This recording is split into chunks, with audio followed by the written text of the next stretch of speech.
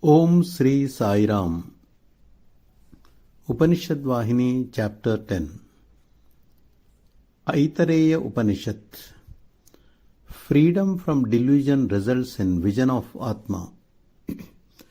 This Upanishad is incorporated in the Rig Veda. It shines bejeweled by 6 chapters, which describes the absolute Atmic principle. It is therefore famous as the Atmic 6 Atma Shatka. It makes possible for the aspirant the vision of the Atma that results from the destruction of delusion and ignorance. Atma is used in 2 ways: worldly activity and supreme. Used in the activity sense, Atma indicates the individual Jivi. In every individual, the Atma expresses itself through the senses of perception, Jnanendriyas, into the outer world. The word is derived from the root At, which indicates expansion, consumption, movement, among other things. So, the word Atma denotes universal immanence, universal assimilation, and perpetual movement. That is to say, it connotes the Brahman itself. Atma is unlimited, endless, changeless, all. In the waking stage, the Atma, in the sense of the individual Jivi in worldly activity, enjoys all the experiences. In the dream stage, all the senses of perception and action hold back their activities, but the Atma creates its own forms and names on the basis of experiences and impressions collected from the outer world. In the deep sleep stage, it becomes immanent everywhere and assumes its basic role of pure bliss, unaware of anything outside or inside. The meaning of the world is in conformity with the experience of the 3 stages. On account of the apparent limitation in time, space and condition, the Atma is also taken to be conditioned and limited, but that is not its real nature. It is beginningless, changeless, endless. It knows all, it can achieve all, it has no attributes, it is eternal, unsullied, conscious, free, it has no second, it is unique, whole, without parts. Atma existed before the creation.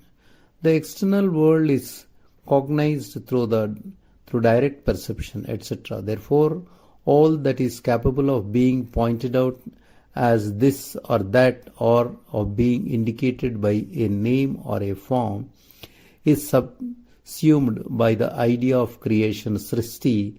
Creation means an act, a result. What then was before that act? Before this, Atma alone was. The world was a latent product. Later it becomes patent. In the latent stage, it was unmanifest in the Atma itself. When the urge to manifest appeared, the multiplicity of names blossomed forth, and all this variety arose to view, being perceptible by the senses. This is the test of manifestation. Name is fundamentally sound, manifesting as word. In the statement, this is Ranga, which when the sound Ranga is produced, the listener turns to the person indicated and identifies him as Ranga. The word and its meaning are inseparable.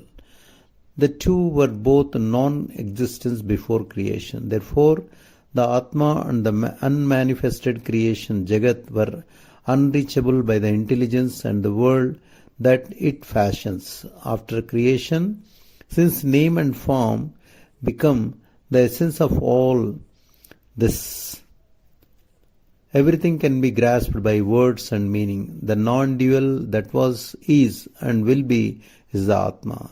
The multiple manifestation of variety proliferating in name and form is creation, but basically it is just one unique substance, Vastu. Atma is devoid of all distinctions and beyond the reach of senses.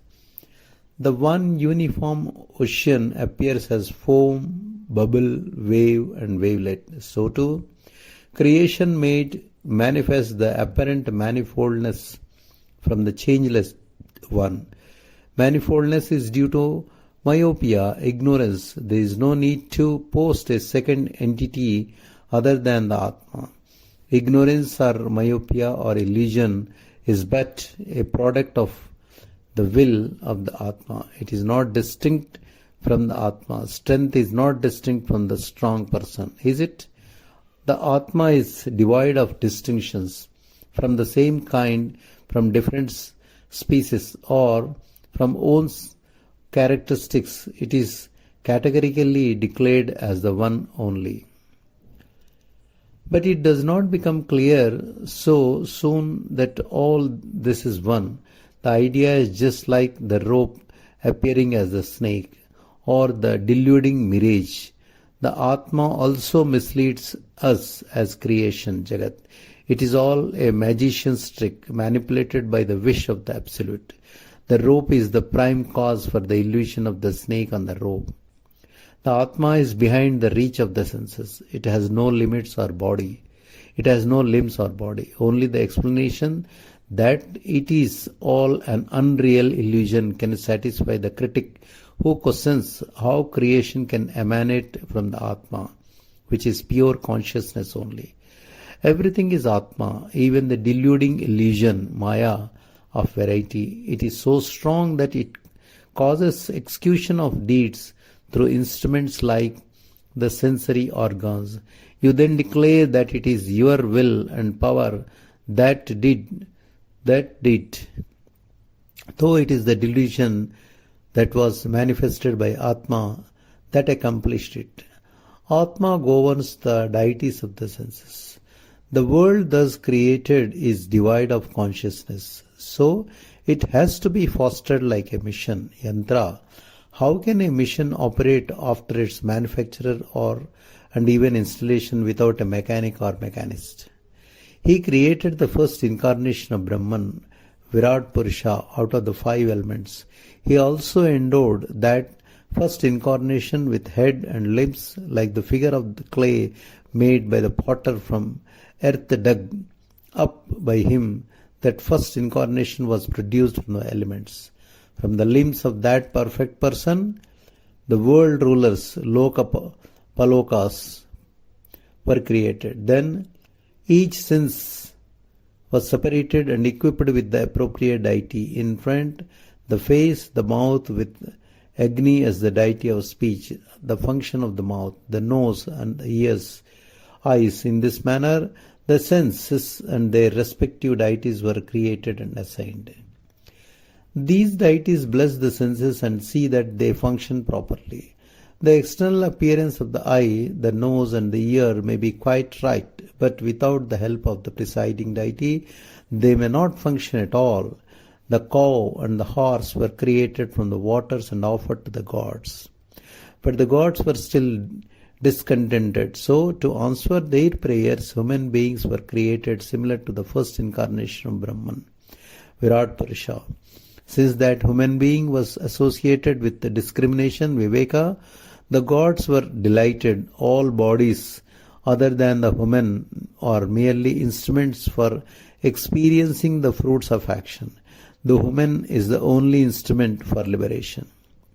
Lord illumines everything through living beings. The Lord, after entering the body, becomes the ruler of the conjunction of the senses and the mind with the Upanishad, with the objective world. Like an actor, he contacts the outer world and experiences all the lessons of the previous birth. In the presence of the Lord, the ballet dancer intellect, Buddhi, dances her steps, keeping to the timing of the senses and moving from one object to another. Thus, the Lord illumines everything through the form of the individual living being, Jivi. The Supreme Atma, Paramatma, who is limited as the individual soul, Jivatma, has 3 areas of creation, the eye, throat and heart. The eyes shine with a special splendor with the realization of Brahman is achieved or even attempted. This is an evident fact When the individual has earned the knowledge of its reality, it may not be able to describe how all is nothing besides Atma, but it will achieve the knowledge that Brahman itself is appearing all as all this. One who dwells deep into the unity of the individual and the Brahman has certainly discovered the goal of life. There is no doubt of that. The stage of wakefulness, dream and deep sleep are unrelated to the Atma. They are concerned only with the physical sensory causes and effects. Human beings have three forms of birth. Every human being has two bodies, one's own and that of the progeny. The duties of study, teaching, repetition of the name, these assigned tasks are handed down by parent to child at the time of death, and they are carried on by the child as the representatives of the parent and on their behalf. The parent leaves the body and assumes another, one that is more in conformity with the actions and tendencies cultivated as established in this birth, that is the third birth of the parent. The first three mantras speak about the two births, the physical and the spiritual. Now the third one is added, continuous by the child. Sage Vamadeva understood the true nature of Atma in this form and became liberated from all the constant flux of the objective world. Jai Sai Ram.